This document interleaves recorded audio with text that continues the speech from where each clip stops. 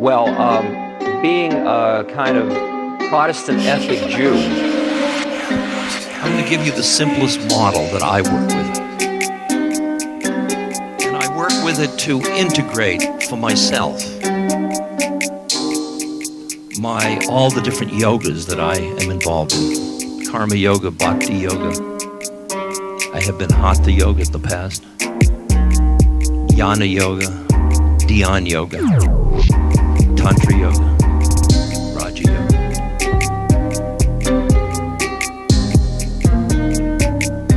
And out of all the things I've been studying for 30 years, all the practices, because I'm a practice groupie. I mean, I'm an eclectic dilettante. And all the people that say to me, you gotta have one path and follow it. I say, you're right, but here I am. I don't tell you to be like me. I'm a Slav. I'm a Sufi, Hindu, Christian, Zoroastrian, Taoist, spiritual, scientific materialist, humanist, Jew. And out of all of this stuff that I've been studying and practicing, I've arrived at a very simple model that handles my needs. And it says very simply, Hold on tightly, let go lightly. when you're born, through a whole set of circumstances, through a lot of socialization and a lot of stuff, you develop a model of reality. And we will call that model ego. And that ego is your map, it's your software for this incarnation. It's who you think you are as a separate entity and what you're doing about it. And who everybody else is in relation to that. That's all ego structure. It involves the fact you think you have a body and what it looks like and feels like. All that stuff's all part of the structure. This is one thing. It's the level in which we are at Spirit Rock and this seems real. It's a particular dreamscape, but let's have it as real. Hold on tightly, let go lightly. Hold on tightly, let go lightly.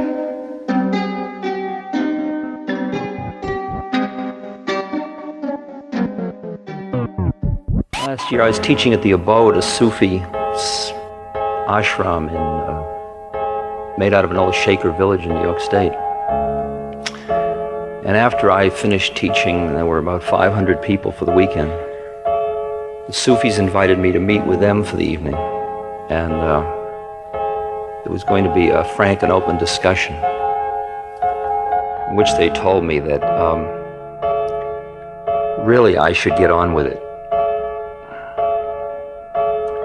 That I had been teaching second grade just about long enough.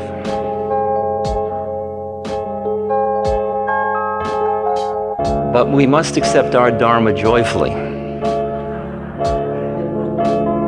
If I am to be an eternal second grade teacher, so be it. Just to even know of the concept of dharma is such incredible grace, it blows me away. And I don't really care what part I play, to tell you the truth.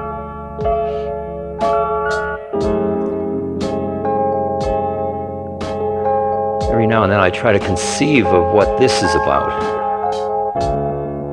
And there are so many scenarios you can run off. But every one that you think is the one that brought you here, let that go and just think of all the rest that are available. We are these beings from, we agreed we'd all meet. You remember?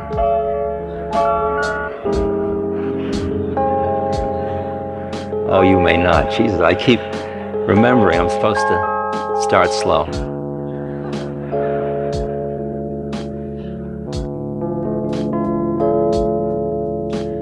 There is a Chinese curse that says, may you be born at an interesting time.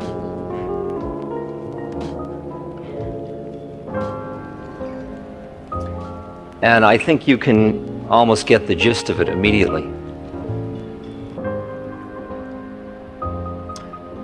Because we are in fascinating times, as Walter Cronkite points out every night. He's rather dour way.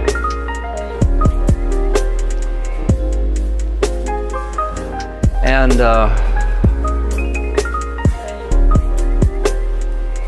the bringing together of the spirit and daily life, or figuring out how to deal with interesting times,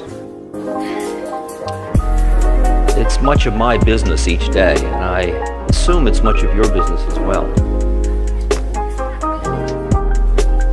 Because in my sequence, and I will say at the outset, the one term, I may have mentioned this last time, and then I won't say it again, okay? Because between each month, I've given maybe 15 lectures, or 8 lectures. And they all turn into a wash of images. And I come here, and I really don't have any sequence in a fine sense of knowing I didn't tell you this last time. But realize how many times I have to hear all these things. And you'll find out that the oldies are the goodies, and it's okay. Okay, so just relax and don't say, I heard that before, you should organize it. There may be a subtle difference that you'll just be too gross to notice, so.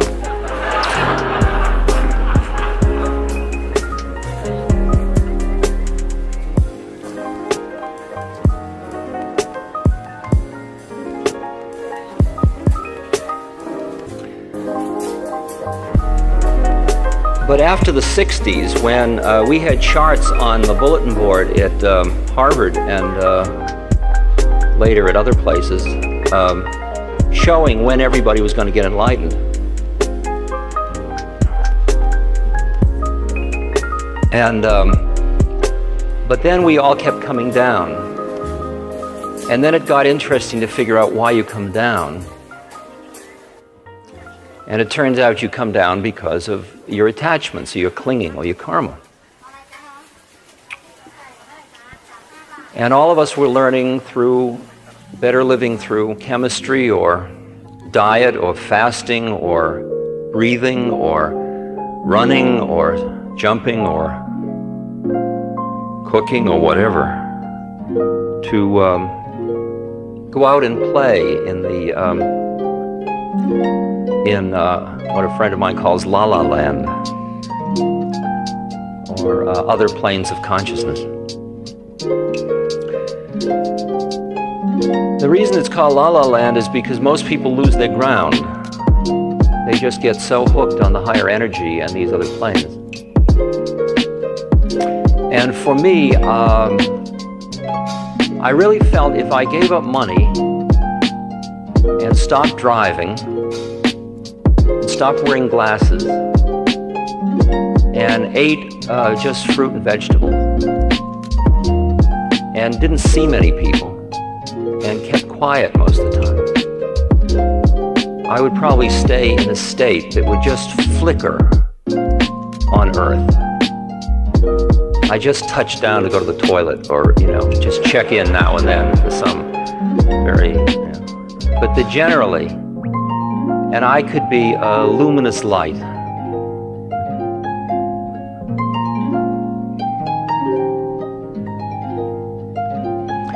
So for some years, I kept trying to do that. I'd live in a cabin in the woods. I'd really struggle, and I'd hate people when they came to see me.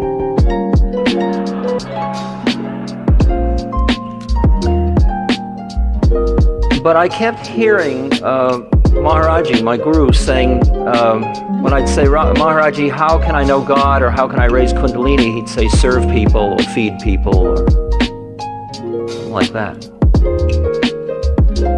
And see, what I was caught in was the polarity that occurred in the late 60s between the political activists and the spiritual seekers. And I remember sitting in the temple in India in '68, winter, getting clippings from Allen Ginsberg about various political activist things. He was chanting Om in the middle of a park and police were beating on him. And I was sitting by a stream, wrapped in my blanket in a quiet Himalayan temple, eating one meal a day and taking baths in the river and being on silence, working with a chalkboard, doing hatha yoga and a lot of pranayama, and reading the Bhagavad Gita and the Bible that winter. And I remember here I was reading the Gita, which was about a battle. And I thought, gee, there's Allen Ginsberg out on the front lines. And what am I doing? I'm copping out. I mean, I should be there where the action is. I should be doing it. What am I doing sitting in this temple? Sitting with my mind, with my neurosis, with my, wild thoughts and fantasies. And then in the course of the morning, it flicked around, and I entertained the possibility, because of the way the Gita is written and the chapter I was reading that day, I entertained the possibility that maybe I was on the front line, and that Allen Ginsberg was in the rest camp.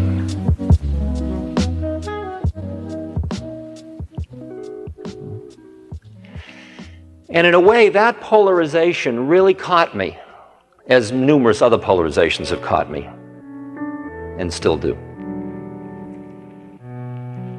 And in the late 60s, it was very clearly the activists who were saying, get off your asses and get to work, and the spiritual people who were saying, you are all so angry in the way you're doing your activism, you're just creating more of the stuff you're trying to get rid of, and why don't you work on yourselves?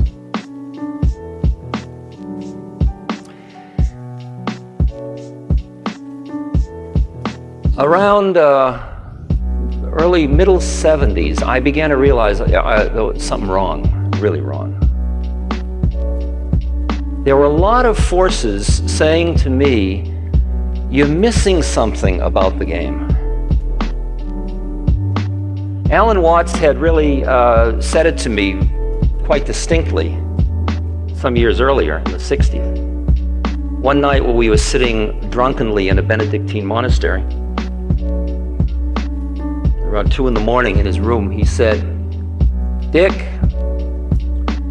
your problem is that you're too attached to emptiness.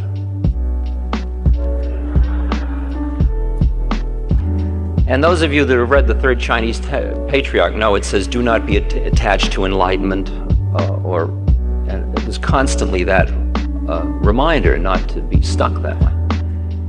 He says, don't you see that when you look at the physical plane, if you turn a microscope and tune in, you will see that when it's out of focus, it's all a homogeneous field, but when it comes into focus, you see man, woman, stage, picture. You're seeing God made manifest. Why aren't you enjoying it?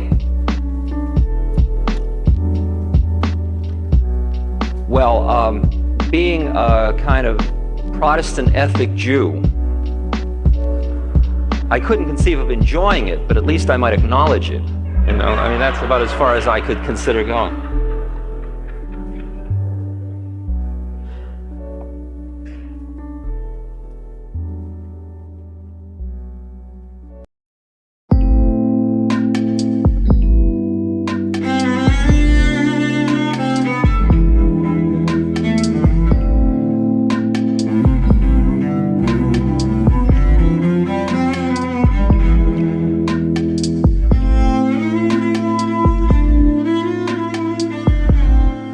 Then I had this conversation with Emmanuel. Did I tell you about Emmanuel?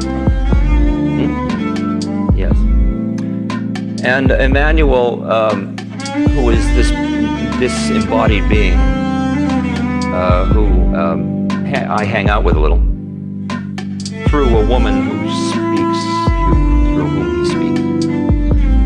And he said to me, Ramdas, you ought to get on with the classroom you're in, which you took a human incarnation, try being human.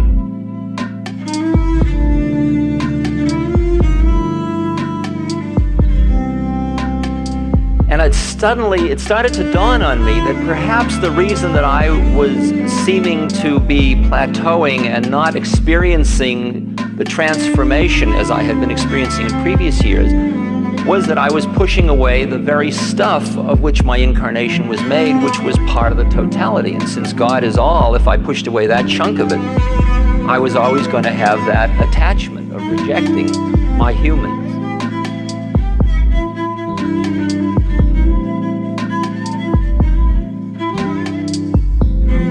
See, Maharaji didn't help me any. He kept screwing me up. I mean, that was his way of teaching. He said Ram Dass should be alone. He shouldn't see people. He should eat alone. You know, and he'd build me up like that, and I think, gee, I must really be somebody, you know. I mean, I got to be this special. He should have his own dishes and implements. Wow, man, this is heavy stuff. Yeah. So I went back to the hotel we were all staying at, and I put a sign up on the door, do not disturb, you know, like a sort of yogi at higher work type thing.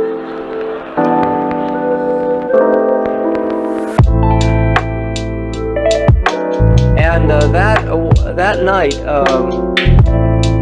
two of the satsang had a terrible fight. A married couple, Mohan and Radha, had a terrible fight, all during the night. The next day they went to, we all were with Maharaji at the temple, and he called them up and he said, what happened last night? And they said, we had a terrible fight. Well, what did you do? Well, we didn't do anything. We just fought. Well, did you go and see Ram Dass?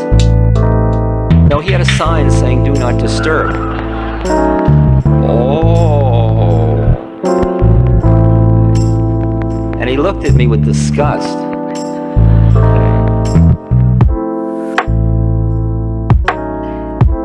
So it sort of wasn't clear which way to play it.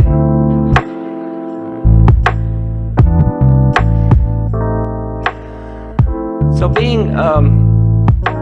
realizing that I started to figure out, what does it mean to honor your incarnation properly? I mean, I had already been working with my father and my family, and I had a whole set of things down, like keep your zip code, remember your zip code, and I was paying my taxes, and but it wasn't fully doing it, I could see that.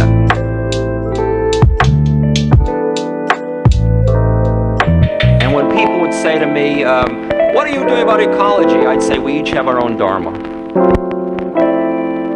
And each person, we must play our parts. We can't all do all of it. This is my part.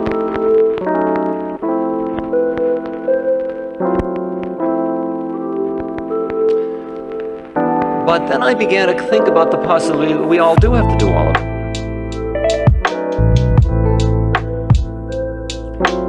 That if I'm going to honor my incarnation, I have to honor whatever it means to be part of an ecosystem. I have to honor whatever it means to be part of a country, to be part of a religion, to be part of a community, to have a sexual identity, to have a family identity.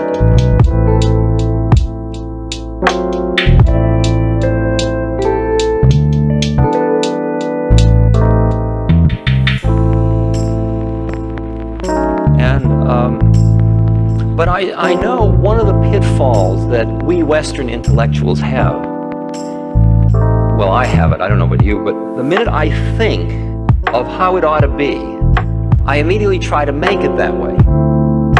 And it misses the mark. Do you understand what I'm saying? It's sort of, what I call head trip your way into it. And you're doing it because you think you ought to do it, or because you've thought about it, but it hasn't really happened to you. And I've fallen into that trap so many times. It's like, intellectually, if I give up sex, I will get to God. I'm going to be celibate. So I'm stuck with this thought now. I announce I'm celibate. And then I'm stuck with this thought. And all it is a thought. It didn't come out of my being, and all I am is a horny celibate.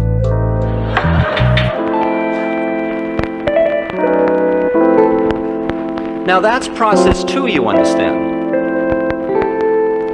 I mean, I really want to point out to you that once you have a spiritual perspective, everything in your life is the process of the spiritual unfolding. every time you go down or up or plateau or anything. And the experience of, oh my God, I've fallen off the path is just more of it. Just another one. That's an interesting place in the journey. Really feel it. I've fallen off the path. God, I've fallen off the path. Jesus, there's no hope. I had it. I used to have it. I used to get these visions. This thing, but I've fallen off the path. It's just more process, you know? Okay, great, you've fallen off the path, and here we are. You here? I'm here. Well, now what are we going to do? We've fallen off the path. Now what? I mean, the game is just much more interesting than just staying high. As Trungpa Rinpoche says, it isn't all just spiritual materialism.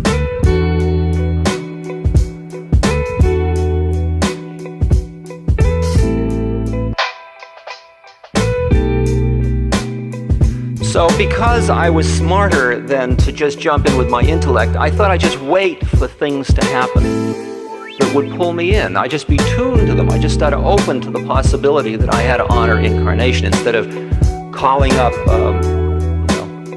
Jane Fonda and saying, where do I sign up or something like that.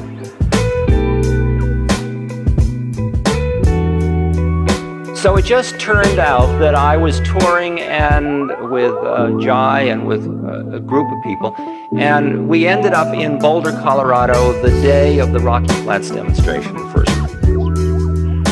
And people said, Ram Dass, you're coming to town, would you come to the Rocky Flats demonstration? I thought, well, there's the first one.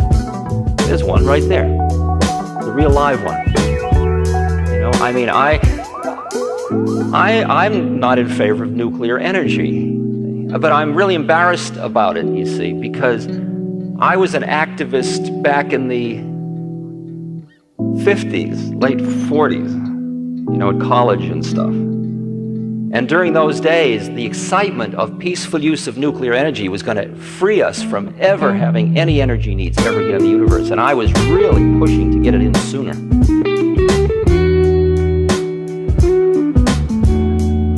I was a good guy then, just like I'm a good guy now. Okay?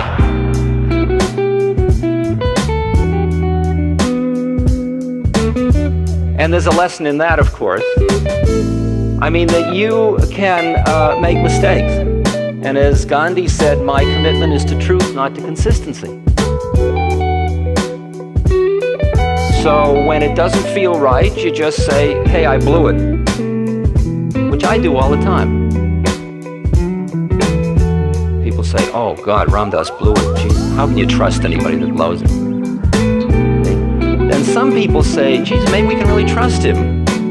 I mean, if the United States just said to Iran, you know, in the way we backed the Shah's regime, we really blew it. You realize how different this game would be now? But you know, there's no wisdom in our diplomacy. We're just really caught in ego tripping, in power and pride and insecurity and the bad guys and the good guys, and it's all it's a media event.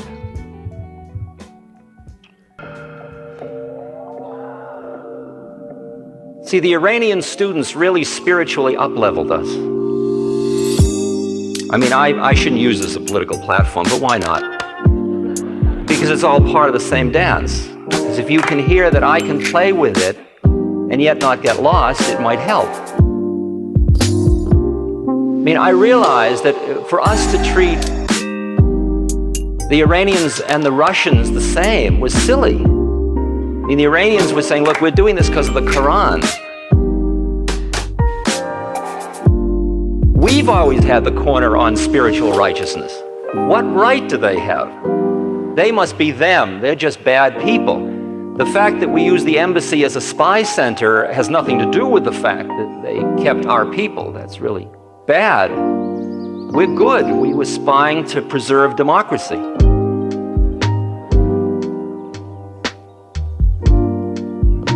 You and I are in a very delicate position here, I want you to know, as spiritually awakening beings. I don't dig not honoring the embassy freedoms and turning your head away from the world court, which is supposedly the highest thing that human intellect has ever done, which is a set of laws for the world to live by. I don't dig walking away from it, but I do think it has been prostituted badly, and I'm not upset when it gets shaken around a little bit. When somebody has the chutzpah because they're so old they're going to die anyway. You know? To say, screw the world court. We're going to throw all the liquor from the Hilton into the alley. Because with Western technology and Western thinking and Western materialism has gone a loss of connection to God. And as far as we're concerned, that's not the way to go.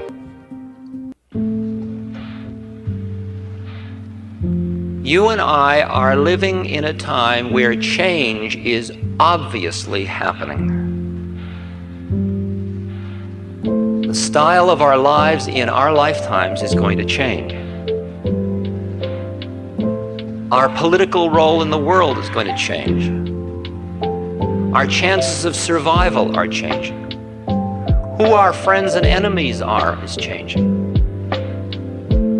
Whether you can get in a car and take a Sunday drive is changing. Whether you can have on your table the foods that fascinate you when you go to the supermarket is changing. When I walk down the alley of a supermarket, my appetite used to get greater and greater, and I want this and I want this. Now I lose all my appetite. Because the prices of whims are beyond my tolerance. And I notice my diet getting simpler. And I'm not suffering, it's great. And there's the key right in there. Not to assume that every time it changes, it's worse. Not far out. I mean, that's part of my tradition, my family tradition. If it changes, it's going to be worse. We've always done it this way. We've always had pot roast on Sunday.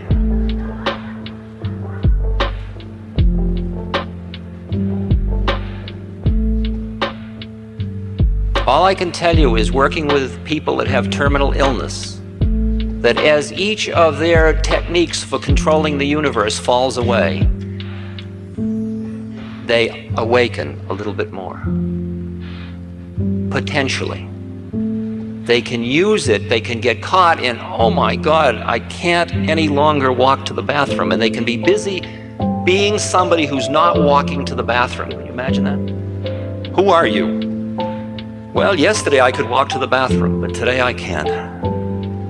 Heavy, isn't it? See, you don't want to laugh, but it's funny. It's one of those things. But the fact is, I was with this fellow, and I don't know whether I told this, that was dying of, he had Hodgkin's disease. And he was in the final stages of it, and he had chemotherapy, and he had a wig, and he was a pusher in San Francisco. And he decided he was going to die by ODing on heroin and taking LSD. And he came to me to discuss it, consult, and that seemed reasonable to me.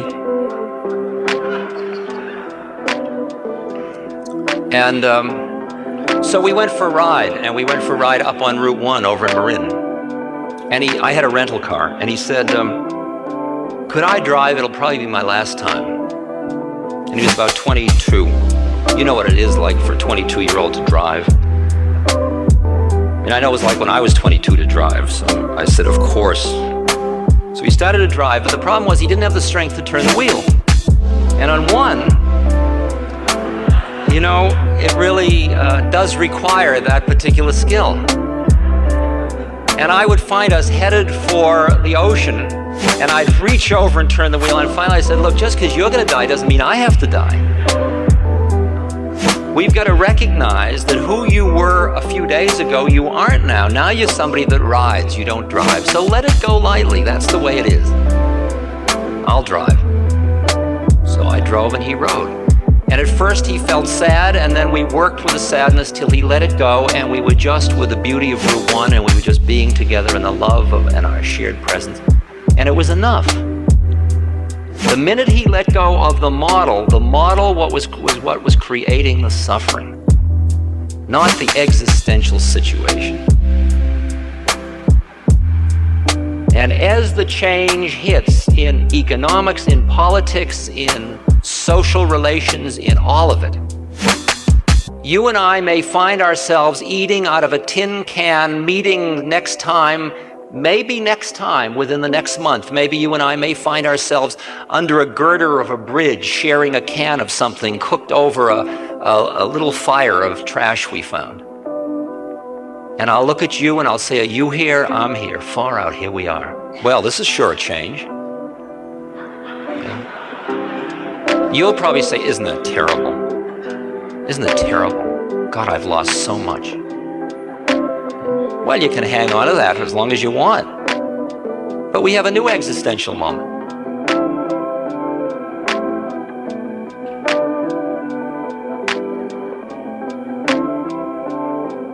How you deal with change, which is absolutely inherent in all forms, is what is the issue of suffering. It all changes the minute you have a model of how it is. You stop the change, you fix it.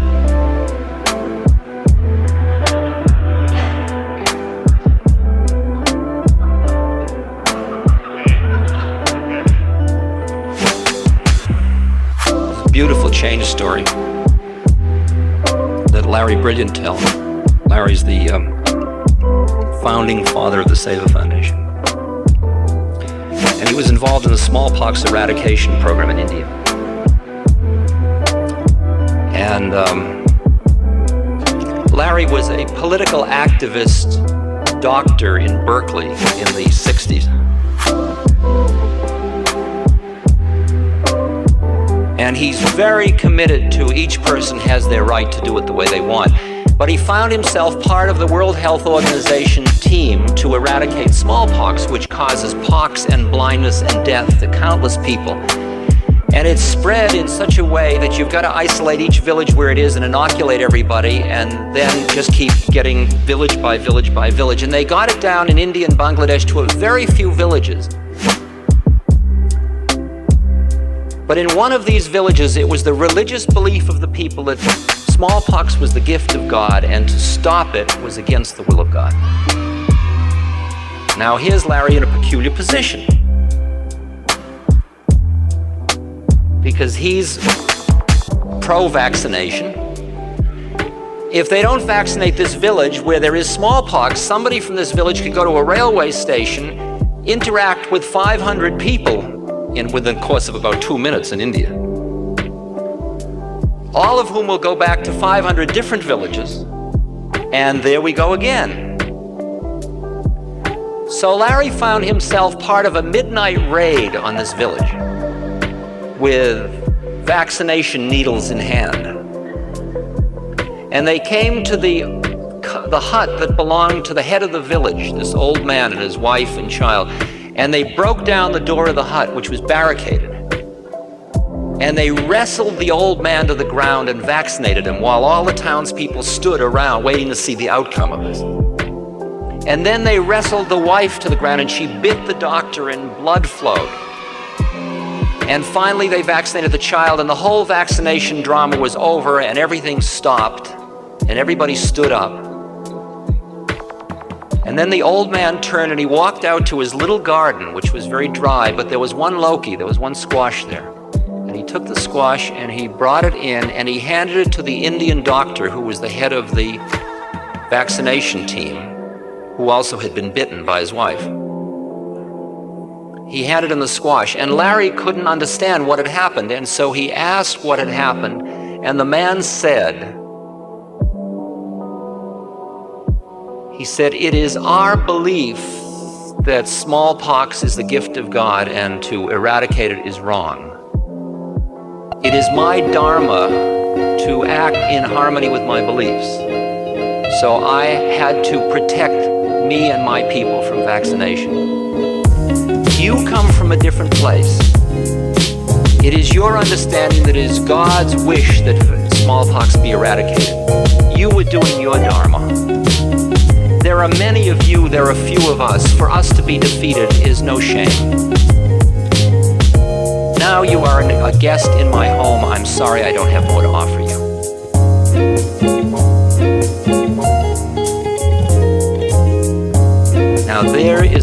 statement of Dharma.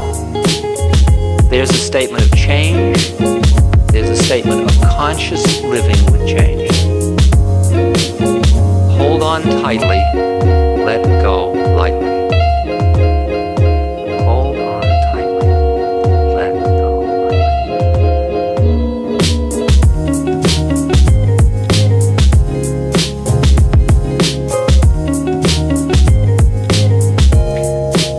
So how do I serve? I keep listening. You get a call, would you be at Earth Day? You happen to be in Boulder, Colorado, in Longmont, Colorado on Saturday, Sunday. Would you be there for Peace Day? Well, I was going to be in town on Sunday, sure.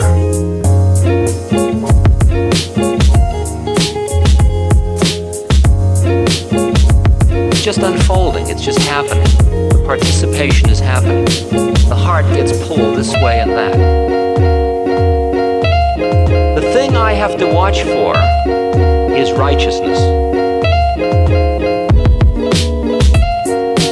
I said to an audience the other night in Santa Cruz, where I was doing a benefit for Cambodia, I said, I really feel like I'm ripping this scene off. I'm getting such a dose of righteous merit. Look how good I am. I'm doing a Cambodian relief benefit. There's an interesting line in Patanjali that says, no giving and no receiving. It's in the purifications, the yama. Non-killing, non-stealing, non-lying, non-sexual misconduct, non-giving. Wow. Non-giving and receiving? Isn't to give good? To give is good. To be busy being the giver is a drag. Because if you're busy being the giver, then the other person, you force them into the role of object of being the receiver. While if you happen to be that part of us which is giving, and then there is that part of us which is receiving, how different. How different. That's the beauty of music. When you do social action out of intellectual ought, you are caught in the righteousness game.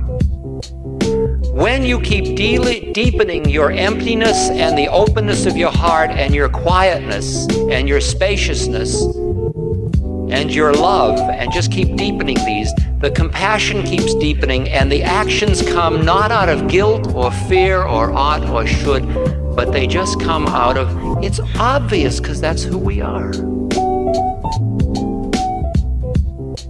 If I am taking care of a baby and the baby falls and hits its head, I pick it up and comfort it. I didn't have to decide should I or ought I. If I stick my hand on a hot stove and it starts to burn, I take it off. I don't have to decide theoretically whether I should. Well, finally, the Cambodian mouth is the finger on the fire. And you're doing it not because you're a good guy, you're doing it because obviously this is who we are. And that's the awakening consciousness. That's the compassion that's coming out of awakening consciousness. That's what's kind of fun. I met with a group in the Seva Foundation when we had our board meeting. And here were people from World Health Organization, communicable disease thing in Atlanta, wavy gravy, Meshuggah people and people with briefcases and neckties and a whole, And we all looked at each other like, what are we doing here? My God, locked in the backwoods of Ann Arbor, Michigan for 3 days. A woman ophthalmic surgeon from, with a sort of that kind of person with the journals and the. What is your belief system? I said, I don't have any belief system. It's just all true.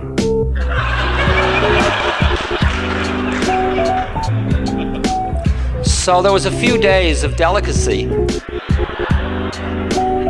But then came the recognition, which was an incredible mind blower for me, that across all these differences, there was a reason we were all together, and that was because we were all tuned to the fulfillment it gave to our beings as just beings to be involved in this serving, sharing process with other human beings.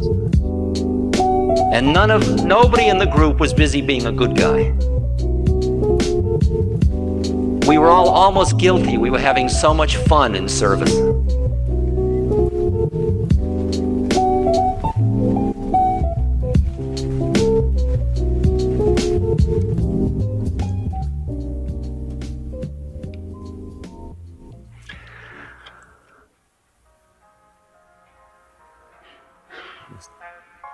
There was a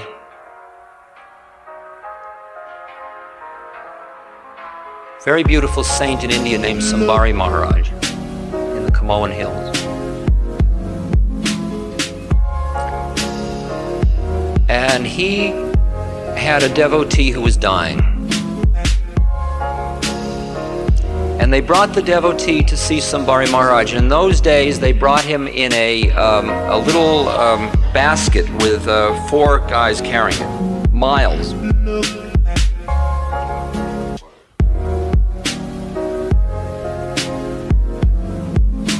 And they brought it in, and Maharaj, Guru Sambari Maharaj said, take him to the river and bathe him. And the man had drunk 1 drop of milk a day now for 6 weeks, and they couldn't bathe him because his skin was so delicate. They said, Maharaj, the river's cold and he'll die. Bathe him, bathe him. And he went and he cooked a big greasy thing of potatoes. And then they washed him, and they brought him up, and he forced the potatoes into the guy's mouth. And the guy lived to have 4 more children, and, you know, it's one of those stories. Okay, I'm just telling you who Sambari Maharaj is. So, one day, Sambari Maharaj is with a devotee, and he says to him, he had a very fierce disposition, Sambari Maharaj. He said to this devotee, here are 2 potatoes. Take these down to the river and eat them both. Those are the instructions from the Guru. So the devotee's been a devotee for years, so he rushes down to the river, and he starts to eat the potatoes, and he's eating the first potato. And this beggar comes along. Sadhu maybe, very poor, hungry-looking fellow. And he says, Mahatmaji, he says, you have 2 potatoes, I have none. I'm so hungry, would you give me one of your potatoes? So what could the guy do? Gave him the potato. Then he came back up the hill, and as he was climbing the hill and came towards the cave where Sambari Maharaj was, which was out of sight of the river, Sambari Maharaj came out screaming, you fool, you idiot! I told you to eat both potatoes. Well, I guess it just wasn't in your destiny.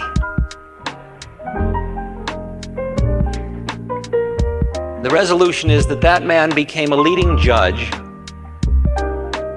His children all married well, had health, had wonderful children, and did well in business. That was all the first potato.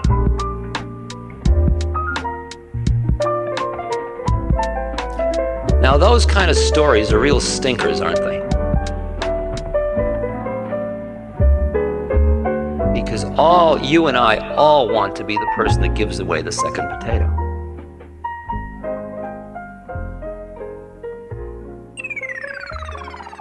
See, I feel every time I get a letter, would you appear here, would you do this, somebody calls, my child is dying, would you talk to me? Could you, please, could you? How do you say no? That's the second potato. Of course.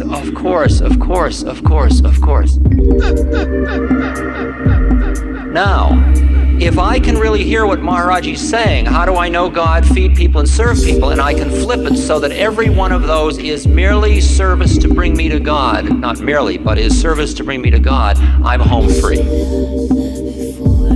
But if I can't convert it all and it starts to weigh on me and I think, oh my God, I can't answer another phone call. then maybe what I've got to do is stop giving away the potatoes for a while. And only I know.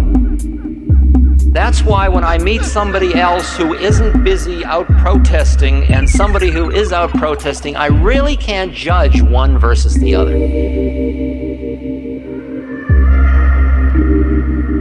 So obvious. Each of us can only convert that amount of fire. Like in the story of the Ramayana, Sita, Ram's wife, Ram is God and Sita's God's wife, and Sita's been stolen away by Ravana, who's the bad guy. Ravana's taken her off to an island called Lanka, Sri Lanka. And he's been with her for quite a while, and he's quite a ladies' man, because he's got 20 heads, or 10 heads, and 20 arms. You can make a lot of love with 20 arms.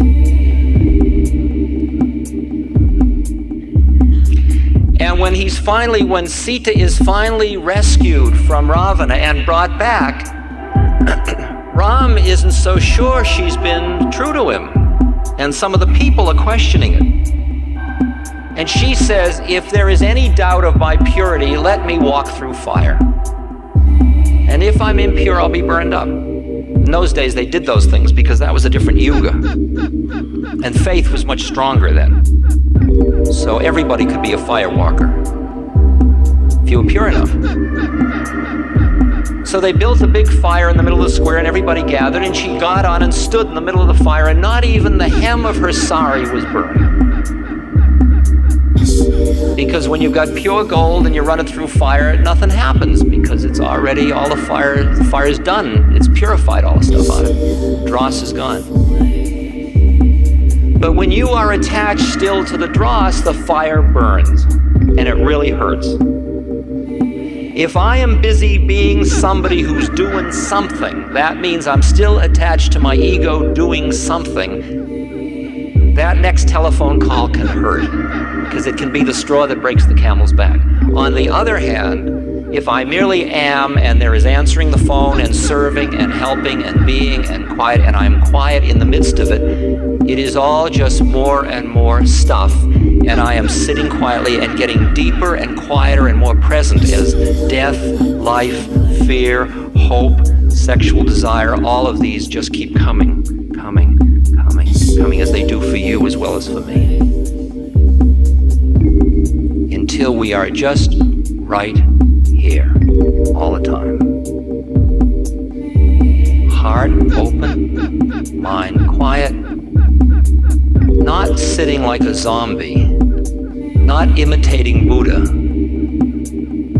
or Christ or anybody, but being fully in our incarnation. So while this being is sitting here, you are mowing the lawn, protesting, collecting the bottles, eating the curry, playing with the kids, making love, being tired, being angry, being hurt, desiring, loneliness, jealousy, fear, guilt, greed, pain, joy, innocence, corruption, cynicism.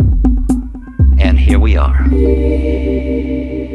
And with your many arms, you're doing all of this while the heart is right here and the mind is right here. And it's all happening within the spaciousness that is the quiet mind. Now I have a car and I can go places. My car just blew up. Now I can't go anyplace. So.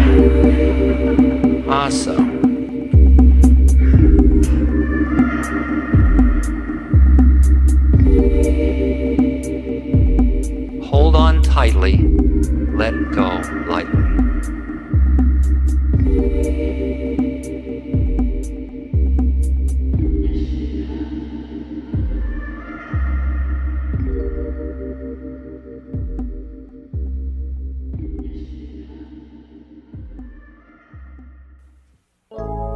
And there is a way of acting in which you work from a quietness that is listening all the time. So your actions come out of this just quiet listening place.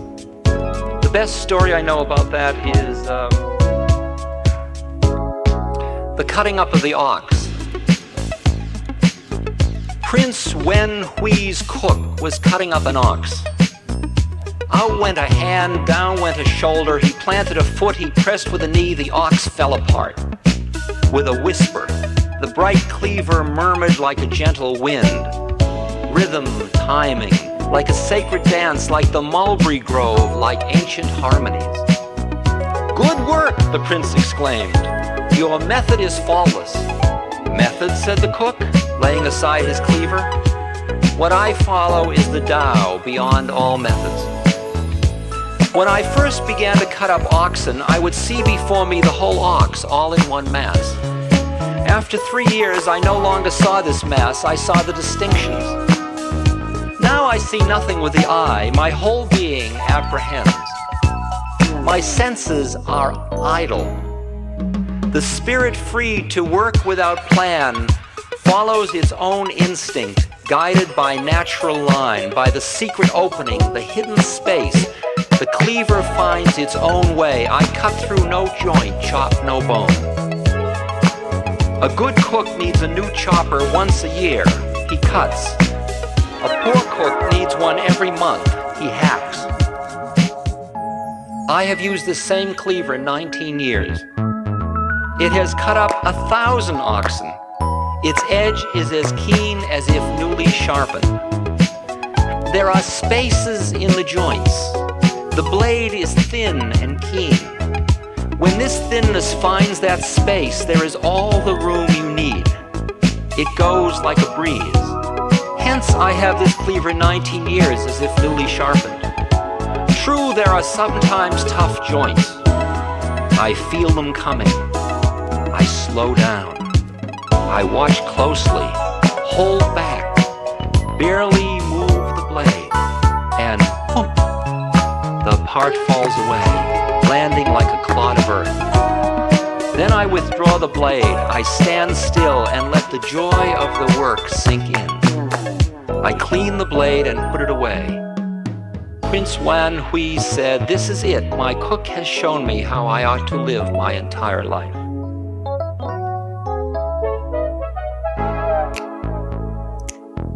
You are ready for change because change is all there is, and you have no models to which you are attached as to how it is.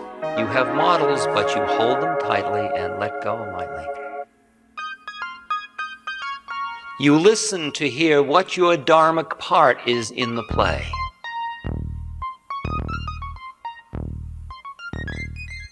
And you honor every part of your incarnation as impeccably as you know how. You don't get lost in the many and forget the one. You don't get lost in the one and forget the many. And you do it all lightly, knowing it's just one scenario or another. And here we are. Journey to the East, Herman Hesse's Leo says, HH the heavy. HH says it's not. You don't think it's all a game, do you? Leo says just what it is. Beautiful, exquisite game.